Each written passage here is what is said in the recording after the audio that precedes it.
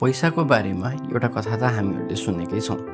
पहिले पहिले वस्तुहरूको विनिमय हुन्थ्यो, अर्थात् धानको सट्टा गहुँ साट्ने। र पछि धानको सट्टा गहुँ चाहिने मान्छे खोज्दै हिँड्न झन्झटिलो भएपछि पैसाको आविष्कार भयो। यो मिथक हो। मानवशास्त्रीहरूले आजसम्म एउटा पनि समाज फेला पारेका छैनन् जुन वस्तु विनिमयबाट सुरु भएको थियो। पैसाको वास्तविक जन्मस्थान हो ऋण। जस्तै हाम्रै गाउँघरमा पनि तपाईँले छिमेकीले धान रोप्न सहयोग गर्नुभयो भने पछि तपाईँकोमा आइपर्ने काममा छिमेकीले सघाउन आउने गर्छन्। पैसाको मोटामोटी सिद्धान्त पनि यही नै हो। तपाईँले सहयोग गर्दै गर्दा छिमेकी तपाईँको ऋणी बन्द छ भने उसले सहयोग फिर्ता गरेपछि एक हिसाबले ऋण चुक्ता हुन्छ। पैसा वास्तवमा व्यापारबाट आएको होइन, यो सम्झना अर्थात् मेमोरीबाट आएको हो। यही ऋणको सम्झना कसरी राख्ने भन्ने प्रश्नबाटै पैसाको उत्पत्ति भएको हो र यसको चक्र हुन्छ। एक पटक तपाईँले यसलाई पहिचान गर्नुभयो भने तपाईँले एउटा ढाँचा देख्न थाल्नुहुन्छ। मानव इतिहासमा हामीले आविष्कार गरेको पैसाको हरेक रूपले एउटै चक्र पछ्याएको छ। आउनुहोस् आज यसैलाई बुझौँ। यो कथा सुरु हुन्छ मेसोपोटामियाबाट। करिब 5000 वर्ष अघि मेसोपोटामियाको सुमेरियन सभ्यताका मन्दिर र दरबारहरूमा पूजा गर्ने र शासन चलाउने काम बाहेक एउटा अर्को काम पनि हुन्थ्यो। त्यो हो स्कोर अर्थात् हिसाब राख्ने। मानिसहरूले एक अर्कालाई सहयोग गर्थे र बाचा राख्थे। जस्तै तपाईँले मलाई अन्न दिनुभयो, मैले तपाईँलाई एउटा भेडा दिने बाचा गरेँ। तर यो बाचा सम्झन गाह्रो थियो, त्यसैले पुजारी र अधिकारीहरूले माटोको ट्याब्लेटमा यसलाई यति ऋण दिएको भनी लेख्न थाले। यी माटोको ट्याब्लेटहरूमा चाँदीको मात्रा पनि लेखिन्थ्यो, तर चाँदीको सिक्का अझै बनेको थिएन। चाँदीलाई तोलमा मात्रै प्रयोग गरिन्थ्यो। यी ट्याब्लेटहरू आज पनि पढ्न सकिन्छ। त्यसको अर्थ पैसा पहिले सिक्काको रूपमा आएन, यो अभिलेखको रूपमा आयो। यो अकाउन्ट बुक कसले राख्थ्यो? मन्दिर र दरबारले। यसरी पैसा र धार्मिक राजनीतिक शक्ति पहिलेदेखि नै सँगै थिए। त्यसैले मेसोपोटामियालाई पैसाको जन्मघर भन्दा पनि पैसाको रेकर्ड राख्ने पहिलो ठाउँ भन्नुपर्छ। जब गाउँहरू ठुला सहर बन्दै गए, मानिसहरूको सङ्ख्या बढ्यो। सयौँ मानिसहरूको ऋणको सम्झना राख्नु असम्भव भयो। तब मानिसहरूलाई एउटा भौतिक विकल्प चाहियो, एउटा यस्तो वस्तु जसलाई सबैले मूल्यवान भनी स्वीकार गरून्। त्यसरी जन्म भयो वस्तु मुद्राको। र मानिसहरूले लगभग सबै चिज प्रयास गरे। पशुधन, नुन, याप टापुमा त विशाल ढुङ्गाका चक्काहरू पनि प्रयोग भए, जुन यति गह्रौँ हुन्थ्यो कि कहिल्यै सार्न सकिन्नथ्यो। अफ्रिका र एसियाभरि कौडीको प्रयोग व्यापक भयो।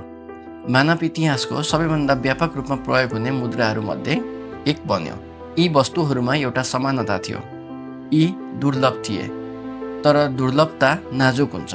जुन क्षण बाहिरका मानिसहरूले वा सिपाहीहरूले कुनै क्षेत्रमा अर्को ठाउँबाट सस्तो कौडीको बाढी ल्याउँथे, त्यहाँको स्थानीय पैसा रातारात डल्थ्यो। याद राख्नुहोला, पैसाको यस चक्रमा वस्तुहरू बदलिरहन्छन्, तर कमी कमजोरी कहिल्यै बदलिनेवाला छैन। कौडीको गोलाको समाधान आयो लिडिया अर्थात् अहिलेको पश्चिम टर्कीबाट। त्यहाँको नदीहरूमा इलेक्ट्रम अर्थात् सुन र चाँदीको प्राकृतिक मिश्रण बग्दथ्यो, तर हरेक डल्लोको शुद्धता भने फरक थियो। मूल्यमा कोही पनि सहमत हुन सक्दैनथ्यो।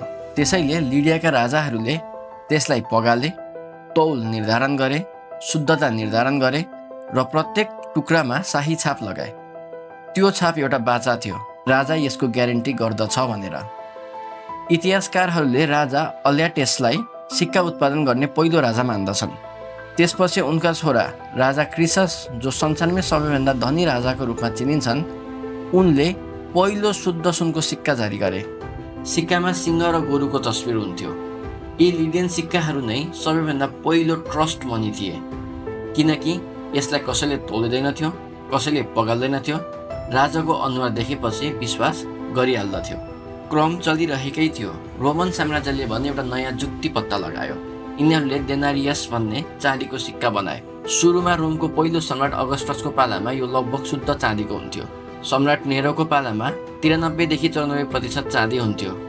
अनि 80, अनि 75 गर्दै 50%मा चाँदीको मात्रा घट्यो। किन? सेना, सडक, दरबार, साम्राज्य चलाउन धेरै पैसा चाहिन्थ्यो। त्यसैले उनीहरूले पुरानो सिक्का फिर्ता ल्याए, पगाले, त्यसमा सस्तो तामा मिसाए, फेरि त्यही अनुहार र त्यही मूल्य छापे। एकै सिक्काबाट 2 वा 3 सिक्का बनाउन सकिन्थ्यो। ईसापूर्व 2070 सम्म आइपुग्दा त डेनेरियसमा 5% मात्र चाँदी बाँकी थियो। रोमनहरू पनि मूर्ख थिएनन्। उनीहरूले मूल्य बढ्दै गएको देखे र पुराना राम्रा सिक्काहरू लुकाउन थाले, जबकि नयाँ नराम्रा सिक्काहरू खर्च गर्दथे।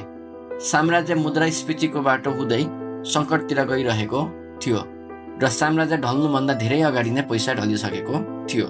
तर रोमको यो गल्ती मानव जातिले भविष्यमा पटक पटक गर्ने नै छन्। यता एसियातर्फ चीनमा भारी तामाका सिक्काहरू बोकेर हिँड्न झन्झटिलो र थकाइ लाग्दो थियो। त्यसैले व्यापारीहरूलाई एउटा भरपर्दो पसलमा आफ्नो सिक्का छोड्ने र त्यसको सट्टामा एउटा कागजी रसिद लिएर हिँड्न थाले। 11औं शताब्दीसम्म सोङ राजवंशले विश्वको पहिलो आधिकारिक कागजी मुद्रा जारी गरेको थियो। त्यसपछि मङ्गोलहरूले चीन जिते र कुब्लाई खानले कागजी पैसालाई आफ्नो साम्राज्यको एकमात्र कानुनी मुद्रा बनाए, जुन उनको आफ्नै आदेशमा अरू कसैको समर्थित थिएन। तर कागजमा रोमन सिक्का भन्दा नि झन् खराब दोष थियो। सिक्का त भौतिक रूपमा पगाल्नुपर्छ, कागज छापे मात्रै पुग्ने, र सम्राटहरूले छापिरहे र झन् छापिरहे। पैसाले यति धेरै मूल्य गुमायो कि मिङ राजवंशले अन्ततः कागजी मुद्रा पूर्ण रूपमा त्याग्यो र धातुमा फर्कियो। फरक साम्राज्य, फरक सामग्री, तर उही अन्त्य। अब पालो आउँछ पुनर्जागरण इटालीको, जसले पैसालाई आफै चल्ने र आफै बढ्ने चिजमा परिणत गरिदिन्छ। र यस कथाका नायक हुन् फ्लोरेन्सको मेडिची परिवार। बाँकी भाग 2 मा।